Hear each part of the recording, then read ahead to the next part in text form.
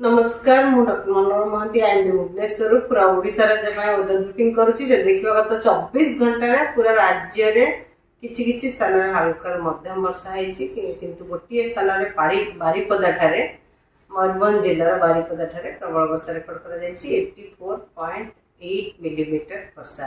अलग जगह गुड़िक मोस्टली विशेष वर्षा नहीं।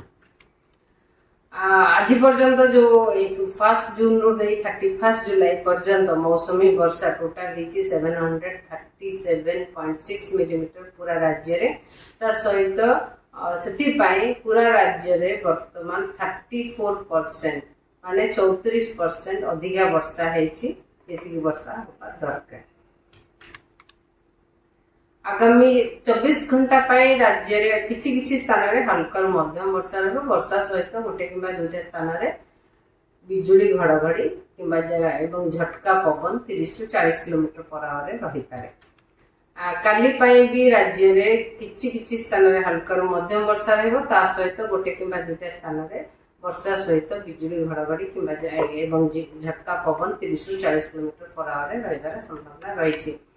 2 तारीख रे राज्य रे अनेक स्थान रे हल्का मध्यम वर्षा होबार संभावना रही सहित प्रबल वर्षा गोटे किंबा दुईटा स्थान रे जेमति कि सुंदरगढ़ केउंझर मयूरभंज जिल्ला रे और अलग जिला गुड़िक वर्षा सहित गोटे किंबा दुईटा स्थान रे बिजुली घड़घड़ी और झटका पवन 30 ରୁ 40 किलोमीटर पर आवर रही पारे।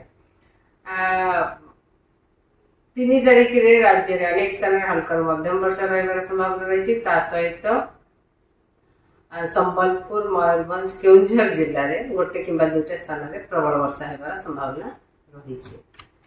4 तारीख रे मध्य राज्य रे अनेक स्थान रे हल्का मध्यम वर्षा रहिबो अनेक स्थान रे सहित प्रबल वर्षा गोटे किंबा दुईटा स्थान रे जेमति कि मयूरभंज केउंझर सुंदरगढ़ रायगड़ा कलाहांडी नवरंगपुर कोरापुट एवं मालकानगिरी जिल्ला रे रहिबार संभावना रही।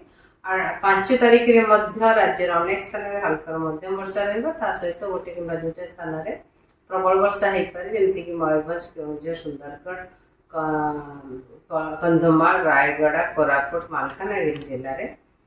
6 तारीख रे मध्य राज्य रे किछि स्थान रे हल्का मध्यम वर्षा रहिबो किंतु प्रबल वर्षा हमर दक्षिण ओडिशा रे मोस्टली नवरंगपुर कलाहांडी कंधमाल रायगड़ा कोरापुट मालकानगिरी सहित मयूरभंज केउंझर सुंदरगढ़ रे मध्य गोटे किंबा दुईटा स्थान रे प्रबल वर्षा होबार संभावना रही। धन्यवाद।